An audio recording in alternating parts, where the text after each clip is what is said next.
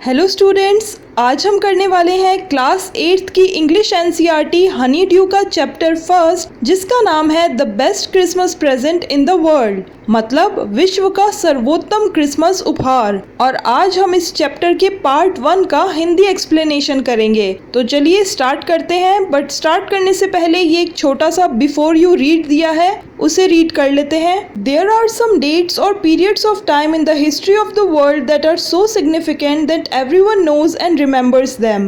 विश्व के इतिहास में कुछ तारीखें या समय की अवधियां इतनी महत्वपूर्ण हैं कि प्रत्येक व्यक्ति उन्हें जानता है और याद रखता है। The story you will read mentions one such date and event, a war between the British and the Germans in 1914। आप जो कहानी पढ़ेंगे ऐसी ही एक तारीख एवं घटना का जिक्र करती है अंग्रेजों और जर्मनों के बीच 1914 में हुए एक युद्ध का।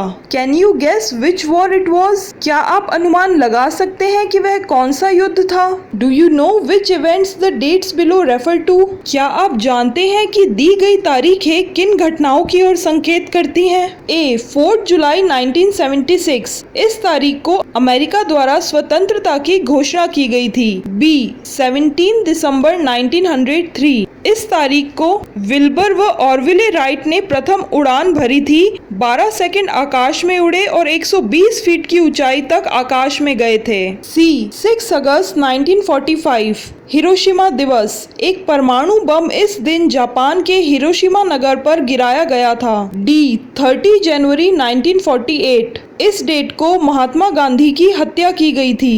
ई 12 अप्रैल 1961, इस तारीख को यूरी ए गागरिन पृथ्वी की परिक्रमा करने वाले सबसे पहले मानव बने थे।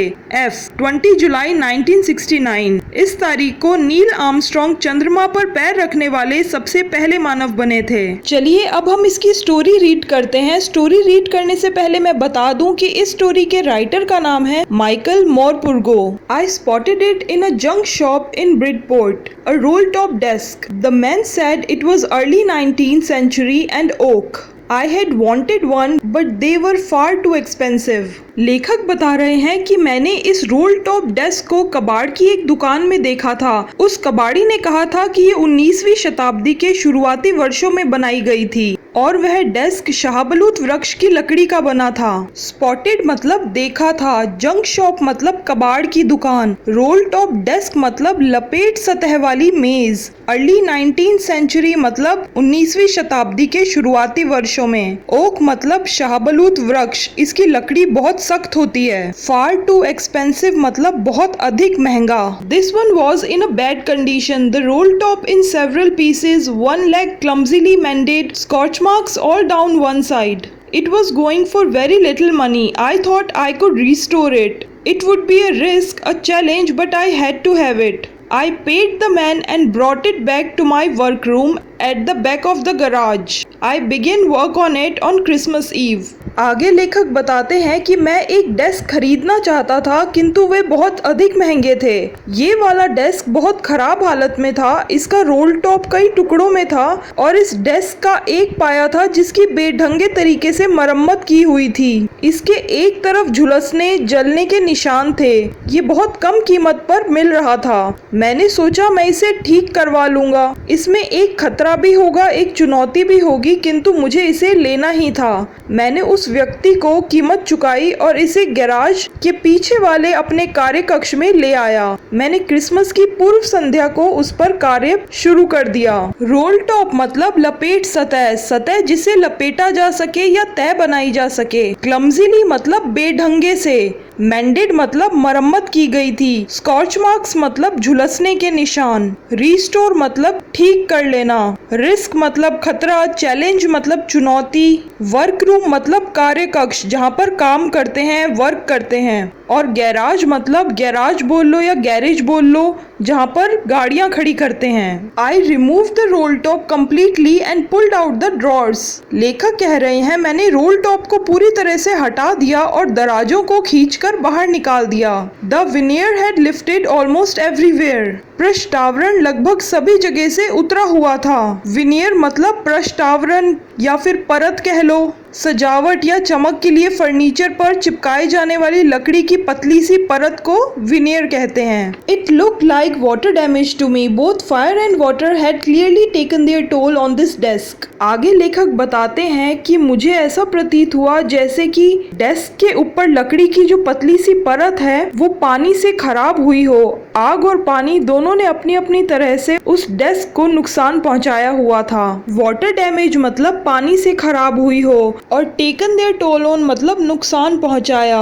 The last drawer was stuck fast. I tried all I could to ease it out gently. In the end I use brute force. आखिरी दराज बुरी तरह से अटकी हुई थी। इसे धीरे धीरे सौम्यता से बाहर निकालने के लिए मैंने वह सब किया जो मैं कर सकता था। अंत में मैंने पूरी ताकत का प्रयोग किया। स्टक फास्ट मतलब बुरी तरह अटका था। ईज आउट मतलब धीरे धीरे बाहर निकालना। जेंटली मतलब सौम्यता से। ब्रूट फोर्स मतलब पूरी ताकत। I struck it sharply with the side of my fist and the drawer flew open to reveal a shallow space underneath, a secret drawer.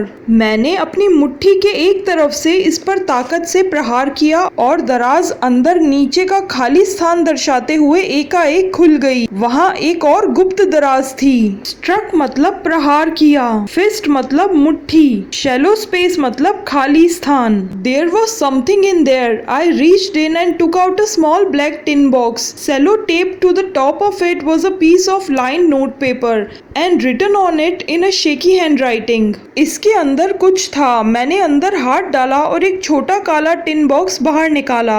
इस बॉक्स पर एक लाइनदार पत्र कागज की एक पर्ची सेलोटेप से चिपकी थी और इस पर कांपती हुई लिखाई में कुछ लिखा था।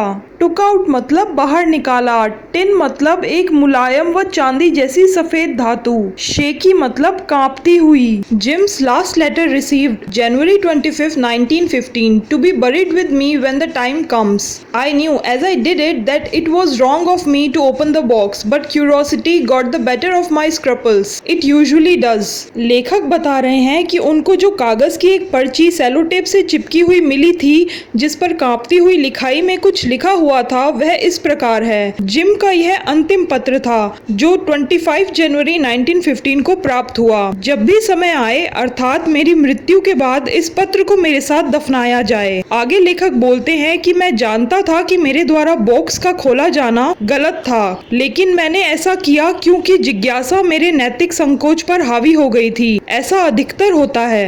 बरीड मतलब दफनाया। क्यूरोसिटी मतलब जिज्ञासा। स्क्रपल्स मतलब नैतिक संकोच। लेखक को वो बॉक्स नहीं खोलना चाहिए था लेकिन उन्होंने फिर भी खोल लिया जिज्ञासा के कारण। Inside the box there was an envelope. The address read Mrs. Jim McPherson, 12 Copper Beeches, Bridport, Dorset. I took out the letter and unfolded it. It was written in pencil and dated at the top December 26, 1914. Box के अंदर एक लिफाफा था। इस पर पता इस प्रकार था। Mrs Jim McPherson, 12 Copper Beeches, Bridport, Dorset. मैंने पत्र को बाहर निकाला और इसकी तह खोली। इस पर पेंसिल से लिखा गया था और इसके शीर्ष पर दिनांक अंकित थी 26 दिसंबर 1914। एनवलप मतलब लिफाफा। अनफोल्डेड मतलब तह खोलना। जैसे लेखक को उस लिफाफे के अंदर एक लेटर फोल्डेड मिला था तो उन्होंने उस लेटर को अनफोल्ड किया, उसकी तह खोली। इसी के साथ हमारे chapter first the best Christmas present in the world के पार्ट 1 का हिंदी एक्सप्लेनेशन कंप्लीट होता है। नेक्स्ट वीडियो में हम इस पार्ट के क्वेश्चन आंसर कर लेंगे। अगर वीडियो पसंद आया तो इसे लाइक कीजिए, अपने बाकी फ्रेंड्स के साथ में शेयर कीजिए और इस चैनल को सब्सक्राइब कर लीजिए आगे की पढ़ाई को कंटिन्यू रखने के लिए। Thank you.